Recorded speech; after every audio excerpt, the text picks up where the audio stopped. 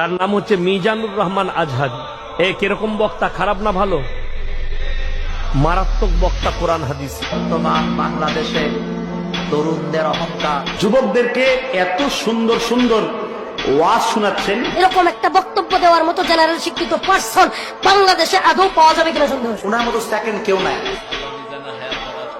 এখন তিনি মাঠে ময়দানে দাওয়া দিতে পারছেন না। সোজা কথা, সংক্ষিপ্ত কথা, চূড়ান্ত কথা, শেষ কথা, মিজান আবার আসবে, বিজয়ীর বেশে আসবে। এই জায়গায় তুমি আমাদের থাকতে দিবা না, আরেক এলাকায় বিতাড়িত করে দিবা।